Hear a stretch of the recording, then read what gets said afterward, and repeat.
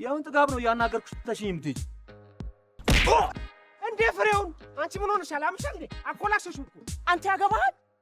አለቃት ዝም ብሎ ለመማታት ማን ነው መብት የሰጣችሁ? ያውን ደግሞ በአደባባይ ላይ ዛሬ ምን ሆነሃል? እንኳንም ሬዲዮ ላይ ሰራው እንጂ መልኬ ቢታወቅ ኖሮ ቀልዬ ነበር፣ አዋርዳኝ ነበር። ወይ ሴቶች ያለቅሳሉ።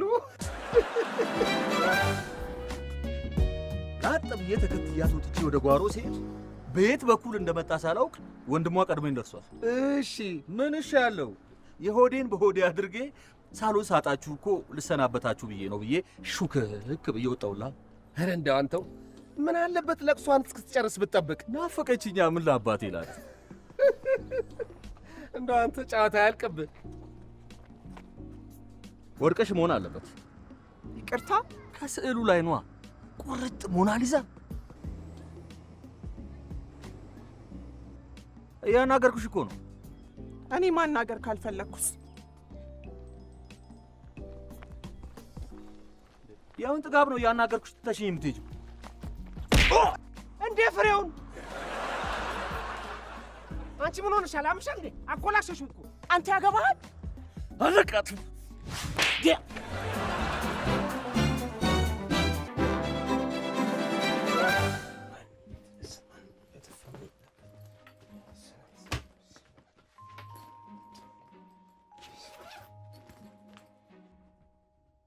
አሌክስ ሰላም ነው? ምን ሰላም አለ እናንተ እያላችሁ? እኔና ሚኪ ነው አጠቃላይ ሴቶችን እንጂ። ደግሞ ምን አረግን? በቃ አትልከፊኝ፣ ስራዬን ልስራበት። ቆይ ዝም ብሎ ለመማታት ማን ነው መብት የሰጣችሁ? ያውን ደግሞ በአደባባይ ላይ። ወይኔ ያለም ዛሬ ምን ሆነሃል? እንኳንም ሬዲዮ ላይ ሰራው እንጂ መልኬ ቢታወቅ ኖሮ ቀልዬ ነበር፣ አዋርዳኝ ነበር።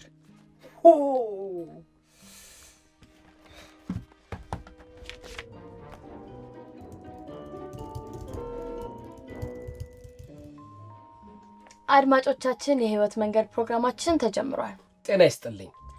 እንዴት አረፈዳችሁ? አሌክስና ሰብሪና ፕሮግራሙን በመምራት አብረናችሁ እንቆያለን። የዛሬው የመወያያ ርዕሳችን ማድነቅ ለከፋም የሆነው መቼ ነው የሚል ይሆናል። ሰብሪና ርዕሱ እንዴት አገኘሽው? ትልቅ ሐሳብ ነው። አዎ የተለያየ ሐሳብ መፋጨትን እናገኝበታለን ብለን ተስፋ እናደርጋለን። አድማጮቻችን መስመራችን ክፍት ነው፣ ደውሉ፣ ተሳተፉ። ከዛ በፊት አንድ ሙዚቃ ጋብዘናቸው ብንመለስ ጥሩ ሐሳብ ነው። አድማጮቻችንም የማሰቢያ ጊዜ ያገኛሉ።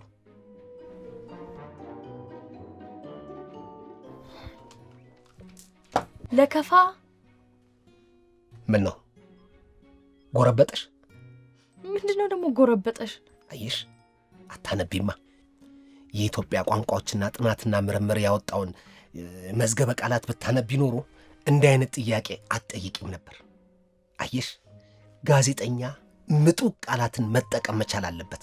ምክንያቱም ለአድማጩ የማይሰለችና አዲስ ነገርን ሁሌም ማቅረብ መቻል አለበት። ስለዚህ አንብቢ። ለጎረበጠሽ ነው ይሁሉ። ይቅርታ ይቅርብኝ።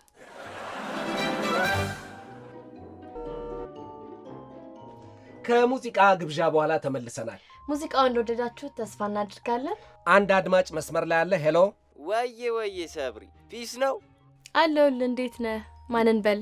ዜድ እባላለሁ። አንቺ ምርጥ ያንስ ልጅ እንዴት ነሽልኝ? በእናትሽ ደህና ነኝ ዜድዬ። ዘውዱ የመወያ ርዕሳችንን ሰምተዋል? አረ ብሮ ዘውዱ አይደለም ስሜ ዘላለም ነው። ዝም ብለሽ ለጠፍሽብኝ እኮ። ዘላለም የመወያ ርዕሳችንን ሰምተዋል? ሰምቼዋለሁ። ለከፋ ምናምን የሚለውን አይደል? ውበት ማድነቅ ለከፋም የሆነው መቼ ነው የሚል ነው። መቼም ምነዋ መልሱ። እንዴት ውበት ማድነቅ እንዴት ለከፋ ይሆናል? ይሄ እኮ ተፈጥሮዬ ነው። የሚያምር ነገር መደነቅ አለበት። ሴቷ አስለባብሳ አበባ መስላ የምትወጣው ለመደነቅ አይደል እንዴ? ሴት ዘነጣ የምትወጣው ለራሷ ነው እንጂ ለመደነቅ አይደለም። አረ ሰብሪ አልሰማሽም? ይህንን አቅም አትሸምጥጭኝ። አንዳንዷ እንደውም ዲያሪ ላይ የምትጽፍም አለች። ይህን ያህል ሰው አደነቀኝ፣ ይህን ያህል ሰው እኔን ሳይምር አቁኗጣ ምናምን እያለች። የምርህን ነው? ይጽፋሉ እንዴ ታዲያስ እንደውም የራሴን ገጠመኝ ላጫውት። ደስ ይለናል። እንደዛ እየሆኑ ነዋ እኛ ላይ።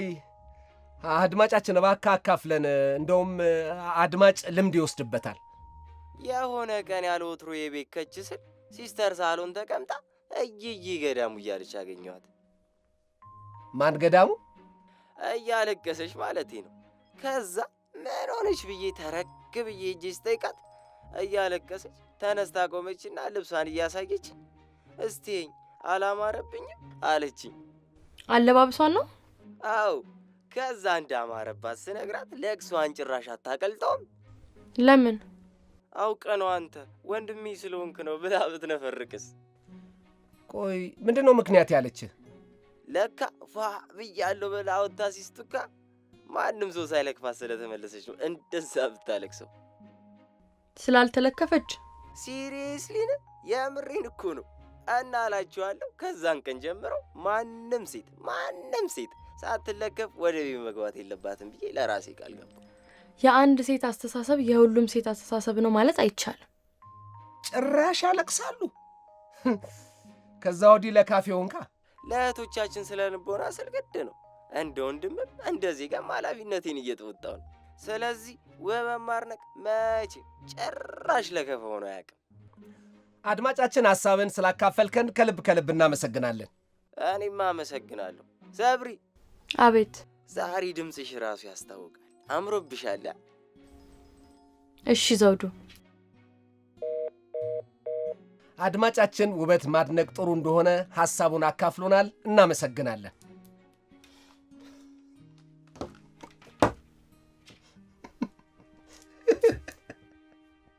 ወይ ሴቶች ያለቅሳሉ።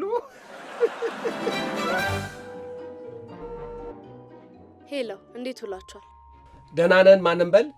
ሰናይ ትባላለሁ። አሁን የደወለው አድማጭ ራሱ እንደ ባለውለታ እየቆጠረ ነው አይደል? ሰኒ እንደውም መሸለም አለብን ይላል እንዴ? ሁሉም ሴት እንደሱት ነው የሚመስለው? ሰው ካየውና ከሰማው ነው ልምድ የሚወስደው። አንቺስ ውበት ማድነቅ ለከፋ የሚሆነው መቼ ነው ትያለሽ? ሲጀመር ማድነቅ ራሱ ንቀት ነው። ማን ስለሆነ ነው የኔን ውበት የሚያደንቀው? እኔ አምሮብኝ የማወጣው ለራሴ እንጂ እሱ አምሮቱ እንዲወጣብኝ አይደለም። ውበትሽ ሲደነቅ አትወጂም ማለት ነው? ወንድ የሆነ ነው በጥፊ ጆሮ ግንዱን ማጮለት። አንዳንዱ እኮ ሲያይሽ ራሱ ልብስሽን የማውለቅ ያህል ነው። እኔማ ሲለክፉን ከመናደድ የተነሳ የምናገረው ሁሉ ነው የሚጠፋብኝ። ልክ ነሽ። ነፃነት በጣም ያሳጣል።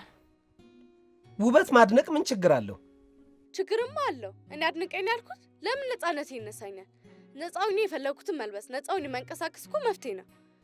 በሐሳብሽ እስማማለሁ። ታዲያ ዝም ብሎ ማለፍ ሲቻል በጥፊ መማታትን ምን አመጣው? እሱ ዝም ብሎ ማለፍ ሲችል ለከፎን ምን አመጣው? ደግሞ ጥፊው ነው እንደሚገርምክ ገና ገስሽ ፍርድ ቤት ነው ማቆመው። ጭራሽ እና የማንም ባለጌ መፍትሄን ሲያዋል ዝም ልለው ነው? ውሳኔሽን አድንቄዋለሁ ውዴ። እኔ በመፍትሄ ቀልድ አላውቅም፣ አስቀፈድደዋለሁ። ለሌሎች ሴቶች ምሳሌ መሆን ትችያለሽ። ታዲያ ራሳችንን በራሳችን ማስከበር አለብን። ሰናይት፣ ስለ ሐሳብሽ እናመሰግናለን። እኔም አመሰግናለሁ። የስልክ መስመሮቻችን ክፍት ናቸው። እየደወላችሁ ሐሳብ አስተያየቶቻችሁን ስጡን። እኛ ጋር ማንም ምንም አይነት ሐሳብ ይዞ ቢመጣ ተሳታፊ ይሆናል። ደውሉ፣ ተሳተፉ። ምክንያቱም ይህ የህይወት መንገድ ነው። አስቀፈድደዋለሁ።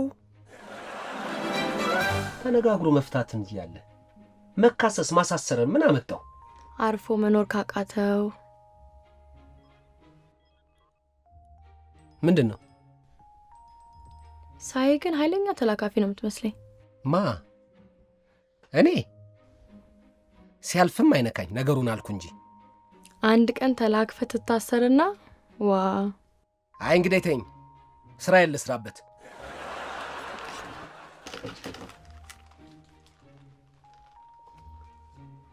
ተመልሰናል አድማጮቻችን። መስመር ላይ አድማጭ ገብቷል። ሄሎ፣ ፒስ ነው። ተመልሼ የመጣው ዜድ ነኝ። ዜድ፣ የቀረ ሐሳብ አለ? የቀረ እንኳን የለም፣ ግን ከኔ በኋላ ለገባቸው አድማጭ አንድ ነገር ልንገራት ብዬ ነው። ምንድን ነው? እንድታውቁ ያለው የዓለም የለከፋ ስታቲስቲክስ ኤጀንሲ ባጠናው ጥናት መሰረት በዓለም ላይ 50% ያህል ሰዎች የሚጋቡት በለከፋ ተገናኝተው ነው ይላል። እርግጠኛ ነህ? ሲጀመር እንደዚህ የሚል ኤጀንሲ የለም። አልሰማሽም ማለት ነው? ካርድ ያወጣው አባል እኮ ነኝ። ምን ማለትሽ ነው? አድማጫችን እየሰማች ስለሆነ ያስተላለፍከው መልእክት እንደሚደርሳት እርግጠኞች ነን። ሌላ አድማጭ መስመር ላይ አለ። ሄሎ፣ ሰናይት ነኝ። ዛሬ መስመሩ በሁለት ሰዎች ምልልስ ተይዟል። ዘላለም ያለውን ሰምተሽ ነው ሰኒ? አዎ፣ ይህ ጥናት ምናምን የሚለውን የሚያፈርስ ሌላ ጥናት አለ። እሱን ልነግረው ነው። እስቲ ንገሪልኝ። በለከፋ ተዋውቆ ከሚጋቡ 25 ያህል ጥንዶች 21ዱ ይፋታሉ። ይህንን ደግሞ ማን ያጠናው? ምክንያቱም የተጋቡት በለከፋ ነዋ። ያው ልማደኛ ባል ሆዬ ሌላ ሴት ይለክፋል፣ ሚስትም ይሄንን ትሰማለች። አበቃ፣ ይፋታሉ። ስለዚህ በምንም ሆነ በምንም ለከፋ ጎጂ ነው። በጣም ጥሩ መረጃ ነው ሰኒ፣ እናመሰግናለን። እኔም አመሰግናለሁ። አድማጮቻችን ጥናት ብላችሁ ስትደውሉ ግን እንደ መጀመሪያው አድማጫችን እንደ ዘውዱ ምንጭ እየጠቀሳችሁ ቢሆን ጥሩ ነው። አሁንም የስልክ መስመራችን ክፍት ነው። ሐሳብ አስተያየታችሁ እንቀበላለን። ደውሉ። እየተከታተላችሁ ያላችሁት የህይወት መንገድ ፕሮግራማችንን ነው። ሌላ አድማጭ መስመር ላይ ይዘን ተመልሰናል። ሄሎ፣ እንዴት ዋላችሁ የህይወት መንገዶች? ሰላም፣ ማንን በል? መሰለ እባላለሁ። የዛሬን የመወያያ ርዕስ ሰምቼ ነው። እሺ መሴ፣ ውበትን ማድነቅ ለከፋ የሚሆነው መቼ ነው?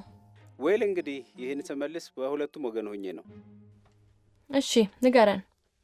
ውበትን ማድነቅ ሰናይት የምትባለው አድማጭ እንዳለችው ወንጀል ነው። ነገር ግን ሁሉም ሰው ውበቱ እንዲደነቅ አይፈልግም ብዬ አላምንም። አብዛኛው ሴት ግን የማይፈልግ ነው። ይህን እንዴት ታስማማዋለህ? በነገራችን ላይ ውበትን ማድነቅ ወንዶች ብቻ ናቸው የሚያደርጉት ብዬ አላስብም። አዎ፣ አሁንማ ሴቶቹም ብሰዋል። እሱ ጥናት ያስፈልገዋል ብዬ አምናለሁ። እንዴት ታስማማዋለህ ላልሽው ግን በስምምነት ነው መፍታት የሚቻለው። ዓለም ላይ ያለ ብዙ ነገር አስደናቂ ውበት ነው ያለው። ስለዚህ ውበትን ማድነቅ ተፈጥሯዊ ነው ብዬ አስባለሁ። ነገር ግን በሰውኛ ስናስበው ፈቃደኝነት ይጠይቃል። ፈቃደኝነትን ይጠይቃል ስትል? ውበትን ማድነቅ ለከፋ የሚሆነው ተለካፊ ሰው ፈቃደኛ ካልሆነ ነው። ያለመደነቅ መብቱን አድናቂውም ሰው መጠበቅ ይኖርበታል። ይህም መስመር ካለፈ ግን ወደ ሃራስመንት ይጠጋል። በዚህ ጊዜ ደግሞ ሕግ የሚያግዝ ያው ለተለካፊው ነው። ተደናቂው ፈቃደኛ ይሁን አይሁን በማወቅ ይቻላል። እዚህ ጋር ይመስለኛል ትልቁ ችግር። ማንንም አይቶ ይፈልግ አይፈልግ ማወቅ አይችልም። ስለዚህ እንደኔ ሐሳብ የምናደርገው ሰው ቅርባችን ወይንም ደግሞ በትንሹም ቢሆን ጸባዩን የምናውቀው ቢሆን ይመረጣል።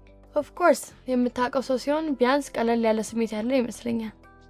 ምናልባት የማታውቂው ሰው ቢሆን እንኳን ዝም ብሎ ውበትን ከማድነቅ በፊት ሰውየውንም ወይንም ሴትዮዋን በሌላ መንገድ ቀርቦ ፍላጎቷን ማጥናት ተገቢ ነው ብዬ አስባለሁ። ስለዚህ ዋናው ሐሳብ ውበት ማድነቅ ከለከፋ አይተናነስም ነው። ለማይፈልገው ሰው አዎ ቶሎ ስሜታ የሚሆኑ ሰዎች ስለሚኖሩ ከሁሉም በፊት መግባባት ይቀርማል ብዬ አስባለሁ። ሲጀመር እኮ የማታውቀውን ሰው ማድነቅ ለሁለቱም ወገን ጥሩ ስሜት አይሰጥም። ስትግባባ፣ ስትቀራረብ፣ ስትፈቃቀር ግን እንደውም ያ ሰው ውበትህን ሳያደንቅ ሲቀር ነው ሊከፋ የሚችል። ዋው በጣም ልክ ነህ። አስታራቂው ሐሳብ ይሄ ይመስለኛል። አዎ እኔም ያነሳቸው ገንቢ ሐሳቦች መሆናቸውን ምጥመጣዊ ውስጠቴ በሚገባ ተረድቶታል። አመሰግናለሁ። አድማጮቻችን ውበትን ማድነቅ በመግባባት ሲሆን ልክ እንደሆነ የዛሬው ውይይታችን አስተምሮናል። የዛሬውን ቀን በጥሩ ሁኔታ እንደምታሳልፉ እየተመኘን በተከታዩ እንጆሪ በሚለው ሙዚቃ እንሰናበታችኋለን። ሰላም ዋሉ። ምንድነው መመጥመጥ ምናምን ያልከው? ሰብሪና አንብቢ። ማንበብ አያሳስርም፣ አያሳምምም። አንብቢ እሺ።